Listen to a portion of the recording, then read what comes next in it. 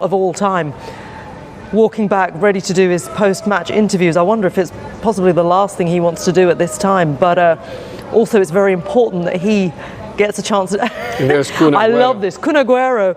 In fact, John Terry said this on our coverage. He said, "Oh, Kun Aguero has done a John Terry," because I don't know if you remember when Chelsea won the Champions League and John Terry wasn't able to play. I can't remember if he was suspended or not. Right. And as they were doing the trophy lift, he put on his Chelsea kit and went out there so that he could be part of the team photo.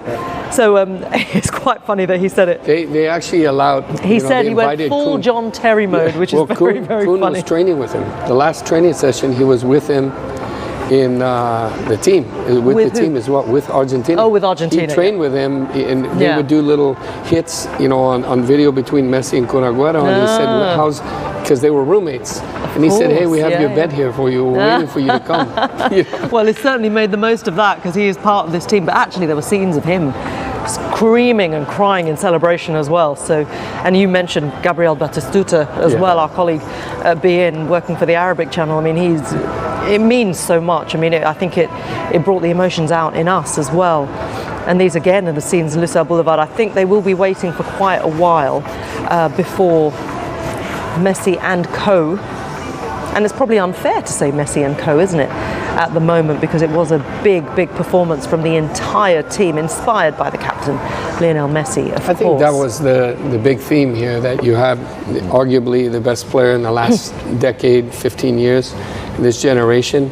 But the theme was the team was the star. Yeah. And they came together at the right time, and we saw some individual, Julian Alvarez, what he did in the earlier rounds. Seriously, it's... Sometimes I wonder, I remember Jurgen Klopp, saying when he was in Dortmund, the fans, they bring to us 10 to 11 points per year. Right. The fans, only the fans, the support. So Well, these are the scenes at the stadium after the game. Lionel Messi and Lionel Scaloni, two leaders of the pack. Lionel Scaloni took over this side in 2018.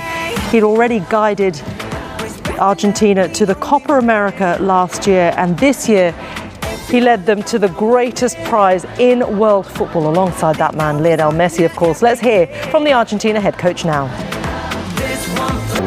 I think one of the passes was against Holland. A fantastic pass, what he made. That was fantastic. And we were looking at it, and we didn't even see his eyes. He just automatically. It was his tournament, and did I say grow into it? No, he just had that feeling, and he's enjoyed himself. Because he's got the right team around him. But we've been fortunate to see the likes of him and Ronaldo. We really have. We've been blessed. We wanted one of them to go and get the World Cup. Who was going to go and get it? And it was his time. But these are phenomenal players. These are. And look, you do look at players coming through, because it does. Football revolves, and other players come forward. But just to hit the stats and everything, what these two guys have done and given us, it's absolutely unbelievable. But we're delighted. I'm sure everybody had a little part of them in the little bit of soul, just to think, go on Messi tonight, go and get it go and get it. Everyone wanted it. They all wanted to see it. Could he give us that magical moment? These and are he lovely shots, actually. You saw him there with Nasser Al Khelaifi, of course, his PSG club chairman here, of course, at beIN as well, there to congratulate him in the tunnel. And when you're blessed with that level of talent, I mean, these shots are actually incredible. It's amazing to actually see these moments unfold in the way that we can as viewers, as fans, as football people as well. And you see him coming through, the conversations he's having with people, all the people that want to talk to him. Look, there's something he clearly doesn't want to do there, but have the same 11 most of the time. When you look at Croatia as well, only Kramaric, and sometimes they change.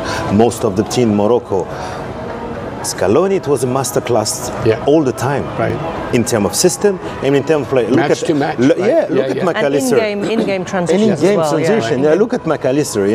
He didn't play in the middle of the park all the time. He was in the middle of three sometimes. Sometimes he was there. Alvarez was sometimes on the left. Messi was more on the 9.5. Then after he played, it was incredible. Scaloni, congratulations to him. He is the main architect. And then the players. The unity came, and Messi, but Scaloni was absolutely fantastic. Such a brilliant point. And We saw in the earlier games, in the earlier rounds, Messi was very high up the pitch when his starting positions where he was collecting the ball. Today he came deeper because he knew the game. You know, that was on the training ground that they knew that was going to be a key in how they broke France down. Because we expected Mac Allister on the left. Right. Maybe he could have hit Paredes and Enzo in the middle. No, it was Mac Allister. Di Maria started. High, The Paul was on the right. So and they kept getting the ball out to Di Maria. Right. That was the get-out ball all the time. Yeah, that's on the left. The matchup, I think they were looking at that. So that's where they were getting all the joy from. That's where the penalty came from. You know, it's interesting. There was a time when obviously Lionel Messi had said, you know, after all the heartache actually with Argentina, he wanted to hang up his shirt and not play for Argentina again. And at that time, Lionel Scaloni was not the manager of Argentina, and he put out a tweet saying, "Please, Messi." You know, I paraphrase. I don't know exactly what he said, but along the lines of it was something like, "Please, Lionel Messi, don't leave us. Please come and play for us again." Yeah. And then, lo and behold, he became the manager. And then, so this is someone he looked at as well and looked up to. And, you know, Scaloni is a young manager. He's 44 years old. I think he might be the youngest manager at this World Cup. So he's done an incredible job. But, you know, Messi has had these periods of lows with this Argentina side, and when he started, he was actually a very shy character. And, you know, there's a lot that's been written about how he didn't really have that confidence. He was given the captain's armband, but the way he approached the rest of the team was from a very sort of, you know, he would take a step back. It wouldn't be on the front foot in the way that we've seen him now. So and when it was during a time at Who was like animals in a good term. Yeah. Then it was another generation. Example, when you look at Alvarez, there is a video, he's 11. You say, what is your dream? Is to play a World Cup and to play with Messi. So it's totally different, you know. It was like he was the dad yeah. or the granddad, you understand? Yeah. So all of a sudden, he was the veteran. He's the father figure. Exactly. Yeah, but is that not the same with everybody? You're all a bit shy when you go into a dressing room at the start. You know, you always got your older pros there, and that's what you eventually be the older pro in the dressing room. It's always like that, you know. No, but he was more confident now, just to lead young players who admire him. The other one, they didn't admire him. They admire him, you know, his quality. But those players, they're like kids for him, and they admire him. So it changed something in his mind. He said, "Oh, okay." He's more comfortable with them. You can see. He's more comfortable to lead Absolutely, them. Yeah. They're all chanting one man's name, who is now a world champion. What a game, eh? Yes. Oh man, it was a phenomenal game. It was one of the best finals I ever seen in my life. They made it. Now he conclude that he is the best of all time. He's the greatest of all time. Vamos de Messi! Ronaldo is the best player. You can see the party has already started, and I think it's going to continue for a very long time. I don't dare move, to be fair, Rashmin. Go on in. What a game. Lionel Messi, world champion. Just sum up what it would mean to everyone here in Qatar. Everybody wanted it. Even his enemies, everybody wanted Messi to win. And I was watching the game. Even the France fans, they wanted Messi to win. Messi's only one. He's the one. What a great final. Were you at the game? Congrats for Leo Messi, but the best is Cristiano Ronaldo. That debate, I'm sure, will continue on, won't it? Let's keep going. Okay, quick one. What did you make of the game? Yeah, I've been in the game. It has been wonderful. It was one of the best finals ever in the World Cup. It was I think we can entertaining. It meant to be. Thank you, Argentina. Thank you. It meant to be for Messi. It meant to be for Messi. Yeah, we all said it, didn't we? Messi's a world champion now. Compares himself to Diego Maradona. It's absolutely crazy down here. I do see. Let's go for a walk and talk. I do see some Argentina flags waving as well. A lot of them, actually, to be honest with you, are still inside the stadium, still celebrating, but they'll be making their way. So over here, we're over there. There's going to be a parade this evening because, of course, it's Qatar National Day. Let's go and find some more fans. I see plenty of people who are wearing Argentina shirts. Well, you were at the final. What a great game. A fitting finale for the World Cup. Thank you. It's been amazing. It's been amazing. I'm so happy for Argentina. I'm so happy for Messi. We really wanted this moment. We waited for this moment for how long? Couldn't be happier. Yeah, I mean, what does it mean to Argentina and yourself? Oh, it means everything. I think Messi is one of the greatest players in the entire world, and he deserved it. Argentina deserved it. They waited for too long since the 80s. So congratulations to everyone. Yeah, Diego Maradona in 1986, Mario Kempes in 1978, and now Lionel Messi in 2022. It was heartbreaking in 2014, so we are here again. We won it. Congratulations! I'm just so happy. Exactly. Tonight is our night. Exactly, Argentina's night, but also it's also Qatar's night as well, because as I said, it's Qatar National Day, but they've hosted quite a brilliant World Cup. Reshwin, I'm going to go and join in the party. I'll see you later. Okay, we can see some celebrations on Lusail Boulevard as well.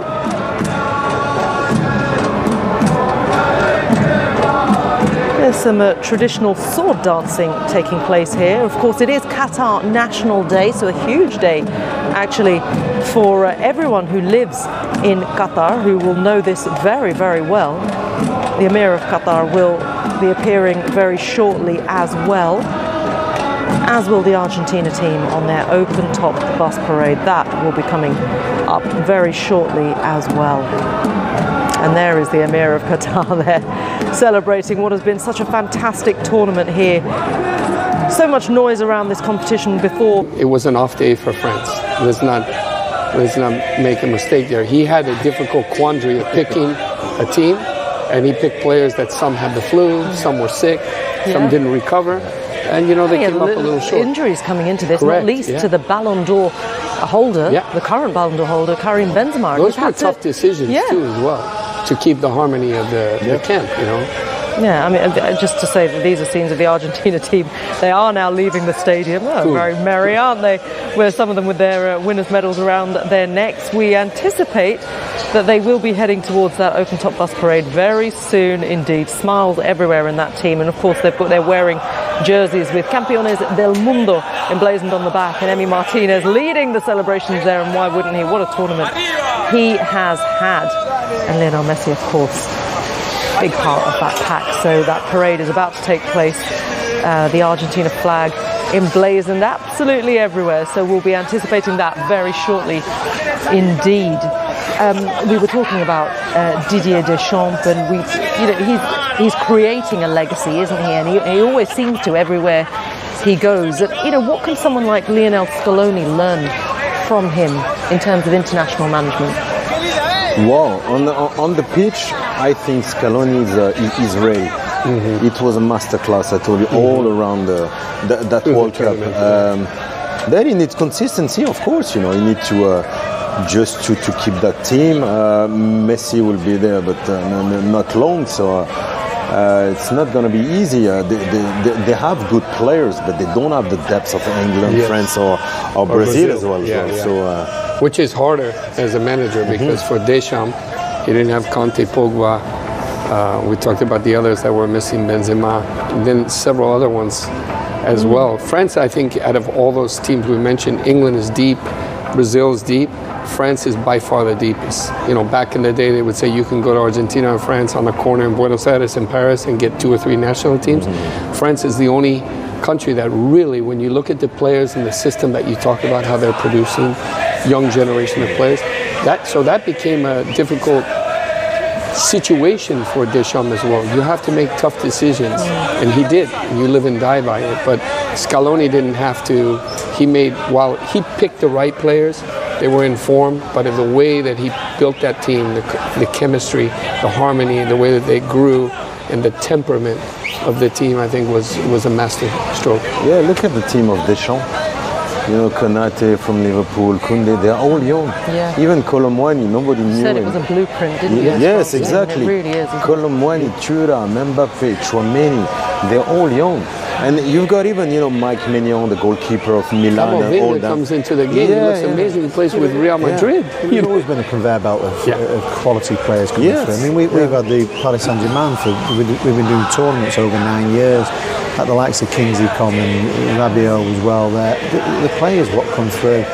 You know, not just Paris Saint-Germain. I don't think that'll ever be a problem, will it? They've got that right, haven't they, in France there with the players coming through. The one thing with France in the past, when you had Dominique, and they're so culturally multicultural with, you know, players that come in the generation from Morocco or Ghana and still.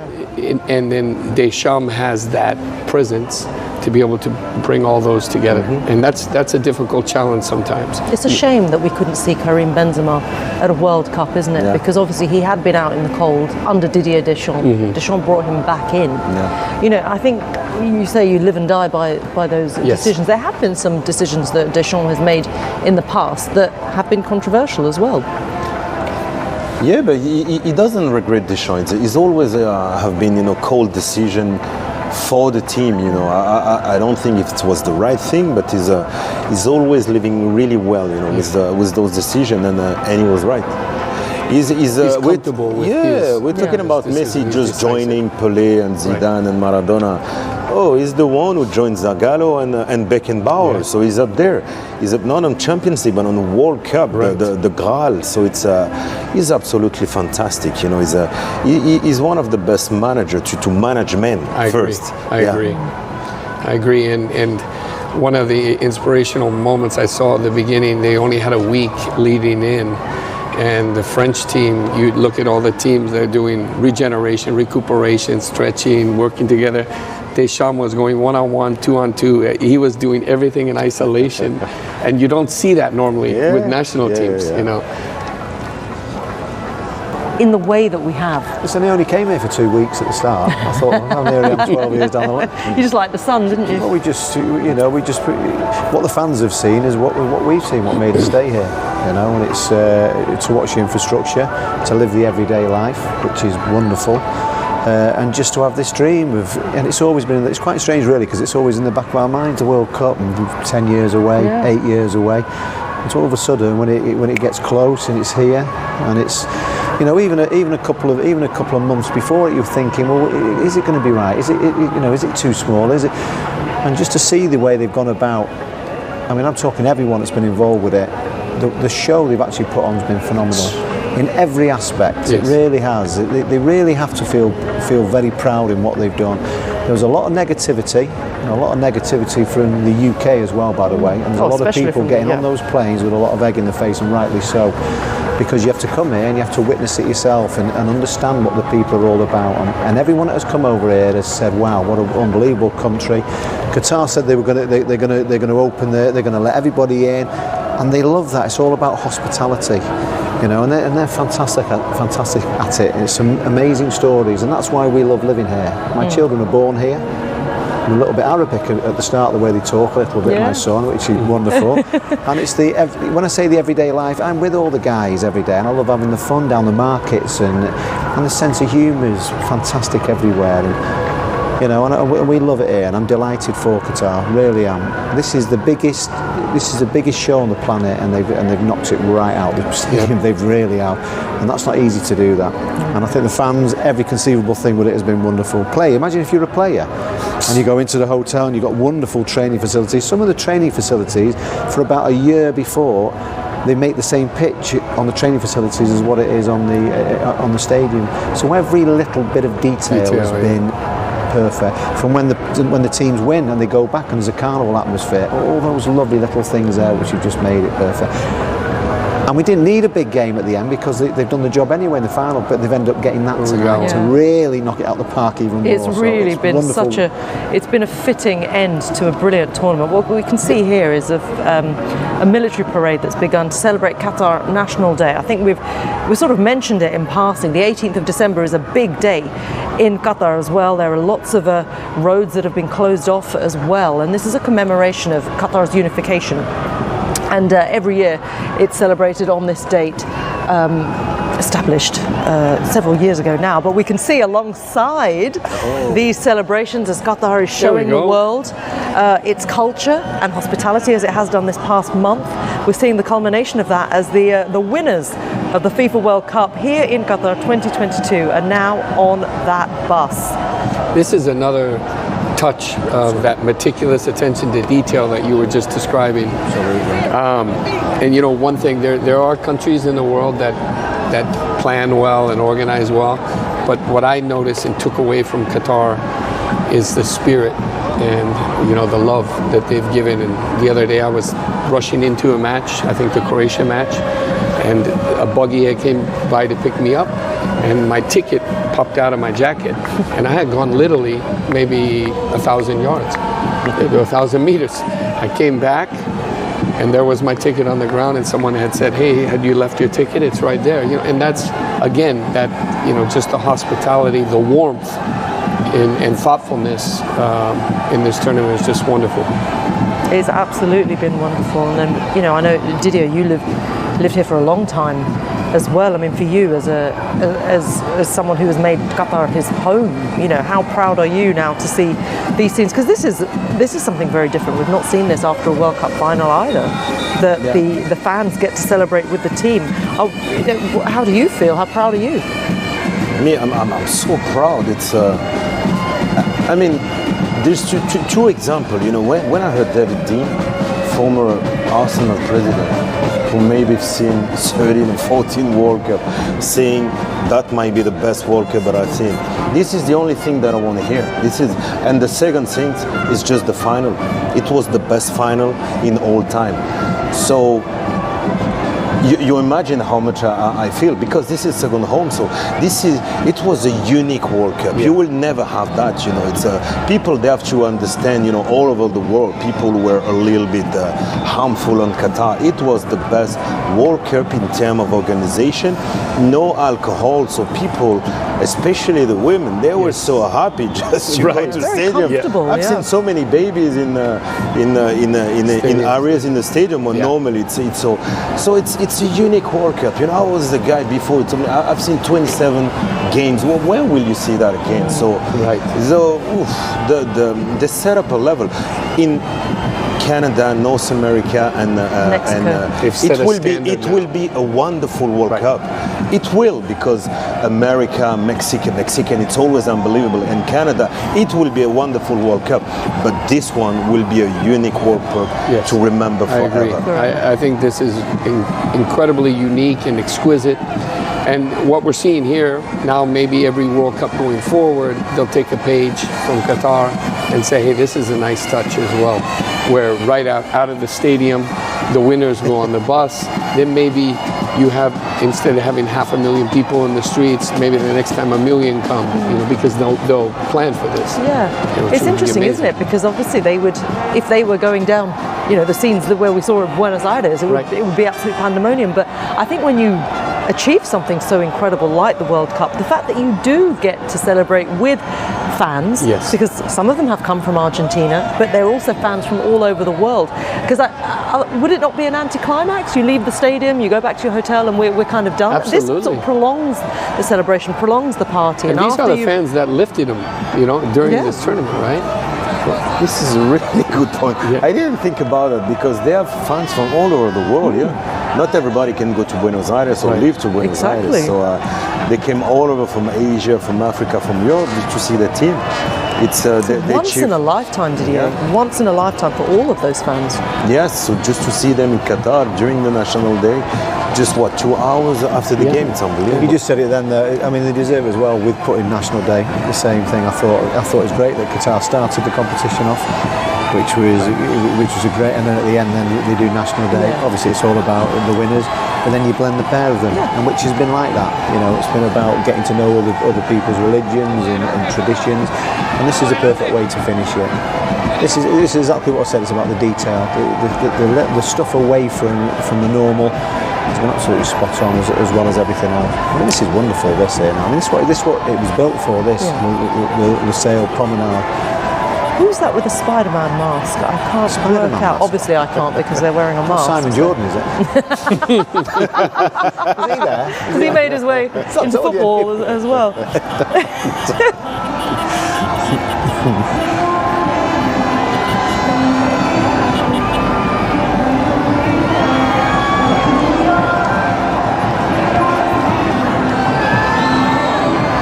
The other thing is, last time a South American team won, was 2002. It's been all European. You know, it's been European. 2006 was Italy, 2010 was Spain, 2014 was Germany, 2018 was France, and so it's taken 20 years. Yeah, for a South American for a side South American Can I team say, to if win. I'm ever on a quiz, I want to be with you. You beat me the other day in the quiz, my friend. But yeah, you can call me. I don't know how. I guessed that last one as well. Anyway, well. But I mean, it started getting in the heads of South Americans as, hey, is this a European dominated for several reasons, and this time came close. What a cracking final. It's been an incredible final, hasn't it? And, you know, in a city that is, you know, not a traditional host, and it was a one-city World Cup. It's been, as you know, you guys have mentioned it, it's been fantastic for all of us to be, you know, sometimes in the studio, run off to a game, and we made it, and we got to enjoy the entire tournament in a way that I don't think we'll see again, certainly not in the near future. And the FIFA president Gianni Infantino has also been reflecting on the success of this World Cup here in Qatar. Great pleasure to have you with us. It has been a long journey, starting from 2010. You have been a very important part of this success. How do you feel in the last steps, in the final? How proud you are and how satisfied you are? Well, I feel happy. I feel proud. I feel good. It's great to be here. It's great to be at this final, the final day after an incredible World Cup where everything ran fantastically well. Now we are certainly going to enjoy a great final, and you know, we are all so happy. So, for the last couple of years, you have been part of this region, part of this nation, Arabic nation. You lived here for a long time. You eat Arabic food, sometimes you speak Arabic words, and now you dance Arabic as well. How was that experience? People think you are part of them. Yes, I am. I feel part of them. Definitely, I am. My heart is here, and it's always great. And I discover even that I have dancing skills that I didn't know about exactly. No, but it's great. These traditions are fantastic. It's what reminds everyone about the history, about the culture, and this is important to define the future as well. So, you know, today's national day as well in Qatar, so congratulations, Mabruk to everyone. It's really fantastic. What was the most important, impressive thing for you in this region after all these years you lived here? For me, really and we've witnessed it in this World Cup as well, the way everyone has you know, opened their doors, their hearts to the people who came. The people who came to enjoy the World Cup, they had great fun. They discovered a new culture, they discovered heritage, history, food, joy, everything that is so fantastic here. So I think this was a great achievement of the Qatari people and everyone in the Gulf. So we're going to miss the World Cup, the people, and you as well. Please come back again, please. Well, for sure, I'm here, and we'll come back and we'll invent many other things to play football and enjoy here at home. Yes, definitely. Shukran very much. Shukran. That was the FIFA President Gianni Infantino speaking there after his big support behind Qatar, of course. And he'll certainly, as we heard there, be very delighted with the way the tournament has panned out. These are lovely images, aren't they, of Lusail Boulevard there, of fans that have still remained to see the open-top bus. I mean, these players are still exhilarated, aren't they? They're probably still in dreamland. How long does it take to come down from that? Because they've got club football almost straight away. Excuse me, don't ask me, please. I've only been involved in relegation battles. In relegation? No, but I remember Zizou, you know, Zinedine Zidane saying when he won the World Cup, it was really funny, but he said for 6 months it was my cousin who was playing on the brilliant. pitch. Yeah. So it's not easy just to to land they're over the moon at that moment. You know, Tell you what, Didier, it's going to be quite interesting because they have to. The turnaround's quick for them to start playing again. Exactly. And the massive high what you've had. It's going to be interesting to see how it is. And then my guess is that they will all fly to Buenos Aires, the whole team. You know, I'm sure that Julian Alvarez doesn't. Pep Guardiola is not going to say you need to be back at City, and Messi. They're all going to go back to Buenos Aires. My guess is they're going to take a good 10 days, at least, you know, before they come back. Well, I think their bodies need to recover as well from the. For example, in the Premier League, but then you've got the players like your Salah, like your Haaland, who haven't been playing, so they're going to be ready to go. But they've played 7 matches, so you know now they have all the specialists that are looking at the body and monitoring the body, and the body needs rest too as well. So these are $100 million players, so you can't put them at risk to come back in and you're playing at Stoke on a Tuesday night. You just get them back in there, I would. Get them straight back in. Get them back in. Look, when I do something that's really cool, people say to me, "Oh, you have such a glamorous job," and I say, "Well, you know what? I just go home. The minute I land, I just do laundry." And that's actually how I know that I've come back down to earth. But of course, these players after yoga. Oh, if only. Workout. These players have after working out. Yeah, it's probably that too. These players obviously don't do their own laundry. I'm sure they have staff to do all of that. But it's interesting. I mean, looking at this Argentina side, we touched on Alexis Mac Allister. Julian Alvarez doesn't get in ahead of. Oh dear, what's happening here? Oh, we hope we don't see any accidents here. I mean, we've had that infamous moment, haven't we, with Sergio Ramos with the Champions League trophy that went under the wheels of the bus. So we hope we don't see anything like that here. But, you know, players like Alexis Mac Allister, Julian Alvarez cannot get ahead of Erling Haaland at the moment. These players have elevated their level now. He can join them, no? Yeah, absolutely. Yeah? Definitely, yeah. How does this change? Because this is unusual, of course. We're seeing a mid-season World Cup. So they're going back to their clubs now in a very different scenario. And for club managers, this could create some headaches. In a good way. Nice headache, by the way. It's good that. Everyone at Manchester City, I talk about Alvarez. I mean, they've looked after him since they bought him. They loaned him out we had him getting his experience for a couple of years. He's played a few games so far at the start of the season and scored a few goals as well. It's just the fact that everyone's talking about Haaland and the impact what he made. So this is a nice problem. This is going to give him more confidence, you know, and hopefully why can't he play with Haaland? By the way, that could be a little bit of something which they might look at. But Guardiola will be looking at that thinking, we can't wait to get him back. This is a wonderful sign. The cogs will be turning in Guardiola's brain now, won't they? The track record of Guardiola, he always has a little bit of a hierarchy to the players that have already been there and built in. And the new players that come in, he takes a little bit of time to bring them, whether it was Mahrez, Sterling when he first had him, Gabriel Foden Jesus. as well, when he brought him up. He kept him back a little bit. So I think that's the idea with Julian Alvarez. But to see what he's actually done, I mean, it's huge what they've done. I mean, Julian Alvarez, alongside Messi in that sort of attack, has been front and centre. So you cannot ignore him now, can you, if you're Pep Guardiola? Especially for the quality that he brought. He was doing certain things that Guardiola has huge, massive value for. And that's creating space for other players as well. Doing some of the runs and accelerations that some players don't want to do. He used to do a lot of that, Jesus. Yeah. Never used to score a lot, but his movement, which you're seeing it obviously. And he now does that So he can play that similar role. It works that way.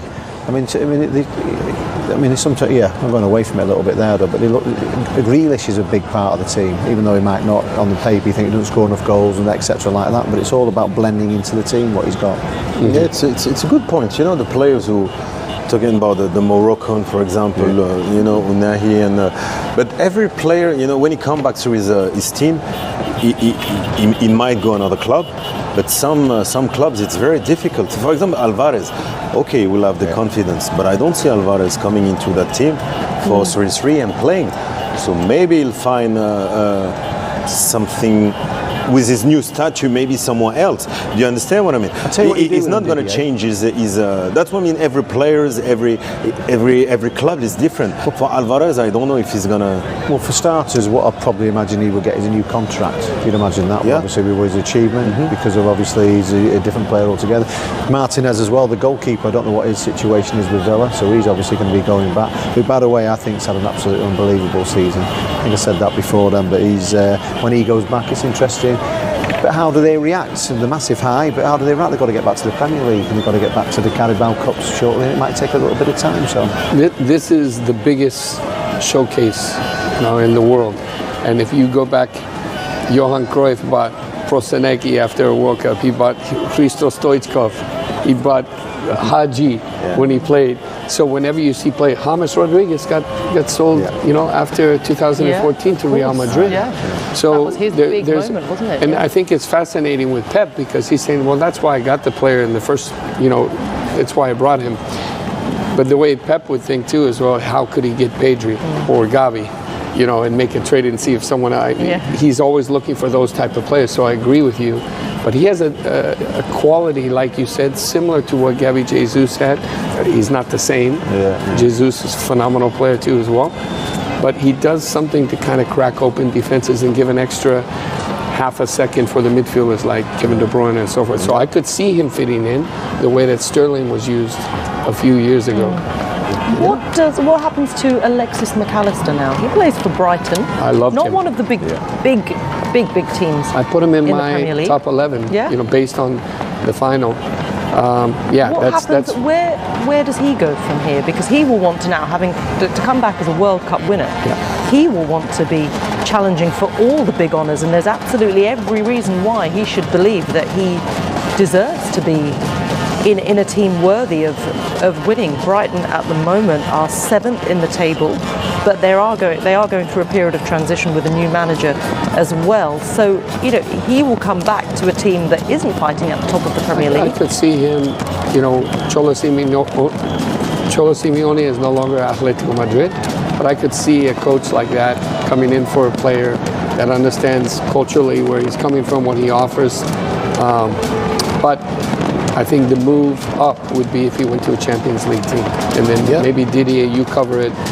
Both of you cover that week in and week out here. I don't know which side would fit. Well, they're looking for midfielders in Liverpool. Could that be a choice there with what we've seen him do there? Yeah, that's a good challenge. What do you think?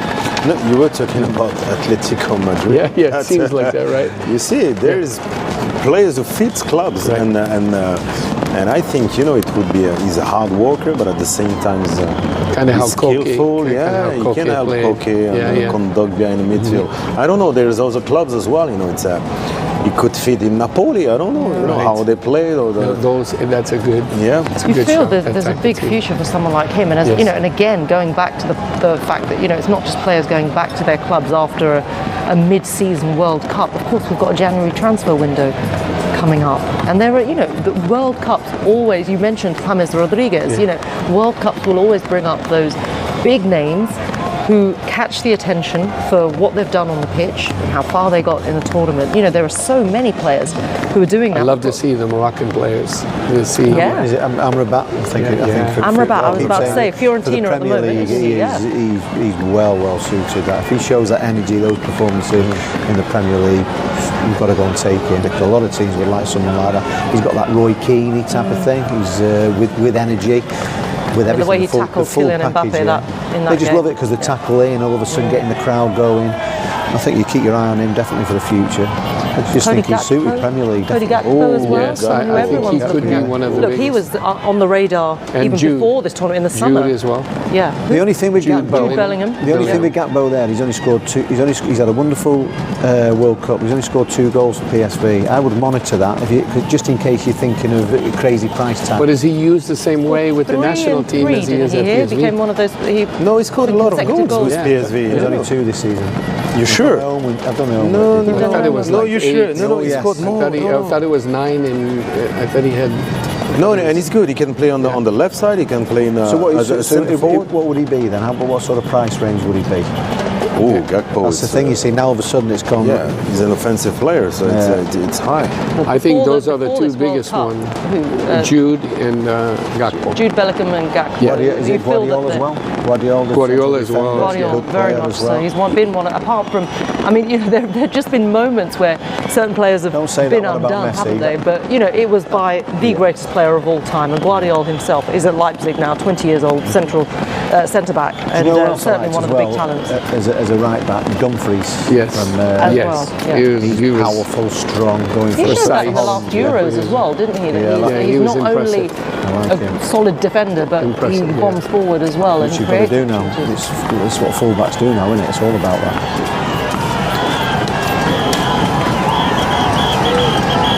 So this is something actually I was saying to someone I was watching the game with that Argentina fans cry whether they win or lose because there's so much passion there, and I said, oh no, actually I said it to you, Didier, when we were leaving the game. I said, I tell you someone else who's crying today, Cristiano Ronaldo.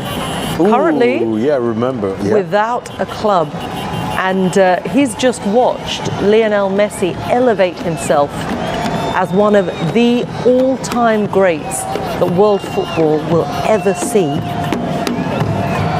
Christopher, you said he's now joined the likes of Maradona and Pelé.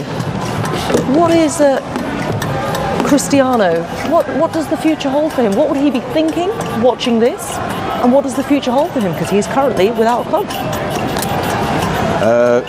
You're totally right. The World Cup puts you in another dimension.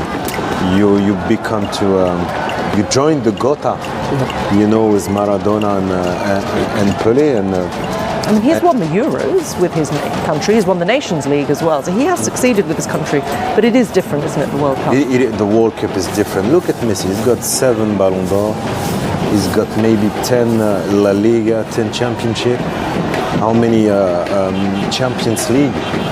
And people were questioning, which is normal, was he in the lack of Maradona and Pelé because of the World Cup? So he just reached that momentum now. So of course, we have that question about Cristiano. But anyway, Cristiano is so unbelievable as well.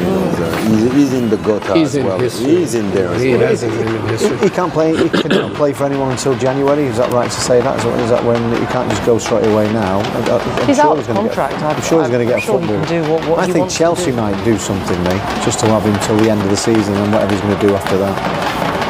It'll be interesting to see where he goes next, of course. Another big name, and we saw his tears at the World Cup as well when they were beaten by Morocco and knocked out by them in the quarterfinals. It's the World Cup is where dreams are made and shattered as well, isn't it? That's what we see in these tournaments. Great scenes here alongside Lusail Boulevard. It really is such a big celebration of everything that we've seen in this tournament. It's actually, we said it's a beautiful touch, isn't it? The way that this has been planned, organised, rehearsed.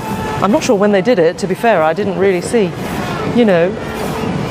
when they did it, but it's incredible. I mean, this is what they do this on National Day every year. There's usually the armies out. But the world doesn't see it, and it's but this is why it's fantastic to see. So this happens every year. They're really proud of the country, the Qataris. They're really, and rightly so. We had a blockade not long ago, and the country really got behind. They really do think a lot of everything to do with it, and that's why they're proud, and rightly so. And putting on a show like they've done as well. Go and show the world what you've got. You've done it. You've done an amazing job. This will go on all night. It's like we're in New Orleans now. We've gone from the World Cup. It's just big drifted parade. into Carnival. It's like a carnival. It's something that Qatar would never have seen. I mean, the volunteers as well there, all the people that have been part of this. Have you walked there? On Lusail Boulevard? I walked a little bit along there. Every match today. I went to Lusail, I walked every match back. It was 35 minutes, 40 minutes. It was the most delightful walk. Yeah, it's beautiful, isn't it? It's just beautiful. And they had music of whichever team had won, they'd play that culture's, that country's music. Everyone was celebrating, dancing. It's amazing. Look, we've had 29 days of a World Cup here in Qatar. What do you think? I'm going to ask each of you this. What do you think the world will take away from this experience? Nick, Simon, you can go first. You're flummoxed now. If only they could see your face. What do they take out of it? It's about the enjoyment of football. It's about the enjoyment of a tradition. It's about learning new cultures, and it's about bringing them all together and enjoying the beautiful game. You know, and enjoying everything away from that as well, all the hospitality. And everyone that has been over here has enjoyed it. You know, you listen to so many messages and things what have happened to people that have come over here from their ideas being totally different to all of a sudden coming here, living it, experiencing it, and then leaving it a different person. And that's what Qatar wanted to get out of it. They wanted to show that they could put a global event on, but it'd be done a little bit differently. Hence the reason why what Didier said, that you can watch 3 or 4 games in a day, everything's so close, and it all works out perfectly for the players, the fans, and you let them all just get stuck in together, and they've done that. And I've got to say as well, a lot of lessons have got to be learnt in England with this drinking around football grounds, because to go there it's been wonderful to go there. Not that feeling of aggression. Go and enjoy a game of football, and you've noticed that. And it's been like a carnival all the way through. I mean, I've got one of the fan zones right near me, and it's just like booming music all night. It's ruining my sleep, to be honest with you. I like to get to bed nice and early. Try melatonin. Try that. It's been fantastic. How about you? No, it's been wonderful. Me was I mean, I ask people, because I have to ask them, you know, what was and it was the organization. For example, things like stadium to stadium. When you wanted to see 2 or 3 matches a day, it was some buses. They didn't have that the previous World Cups. It was great for them. The metro as well. They found it really clean and free as well. And all the transportation was free, so it was unbelievable for that. And the fact that we could play. So you could see many games. You know, we have friends. You know, we've seen 50 games.